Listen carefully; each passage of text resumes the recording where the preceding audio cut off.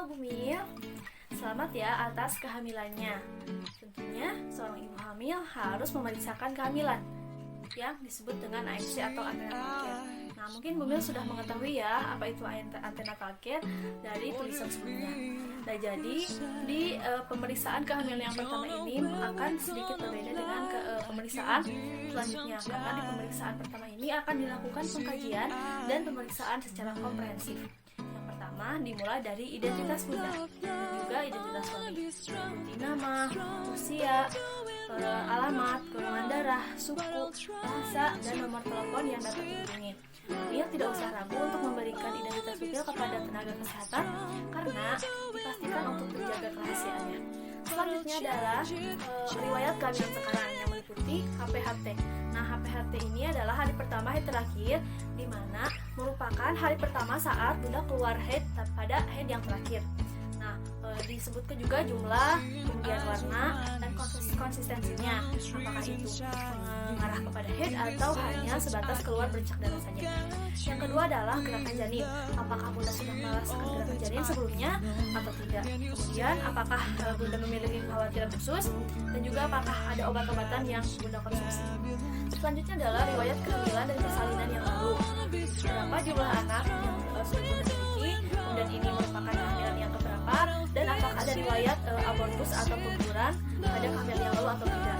Kemudian apakah ada riwayat persalinan dengan sesar, dengan tindakan vakum, konsep, kemudian apakah ada riwayat mempunyai bayi berat BBLR, kemudian riwayat prematur, dan lain-lain.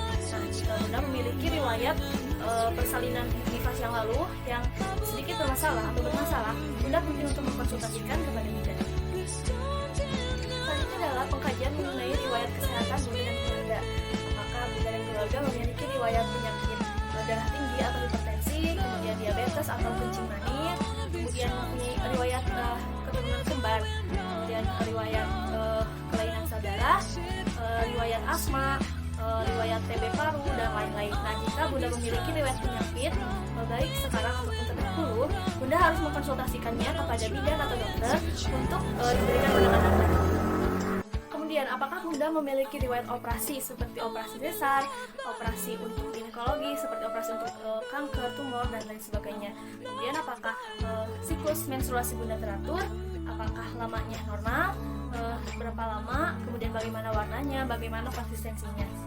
Apabila bunda pernah mengalami suatu hal yang kurang normal, misalkan haid yang berkepanjangan, yang lama, kemudian yang terasa sakit, dan lain sebagainya, bunda juga harus mengkonsultasikan kepada dokter atau bidan. Nah, untuk selanjutnya adalah riwayat sosial ekonomi. Apakah bagaimana status pernikahan bunda, kemudian bagaimana respon keluarga terhadap kehamilan bunda, apakah mereka senang, bagaimana dukungannya, dan juga siapa pengambil keputusan dalam keluarga.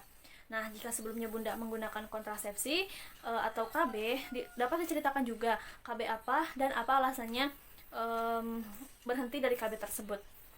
Nah, yang tidak kalah penting adalah bagaimana status imunisasi tetanus atau TT bunda, apakah sudah mendapatkan imunisasi atau belum, dan bagaimana aktivitas sehari-hari bunda yang meliputi makan, minum, buang air besar, buang air kecil, dan pola aktivitas hygiene seperti mandi, buang dan lain sebagainya.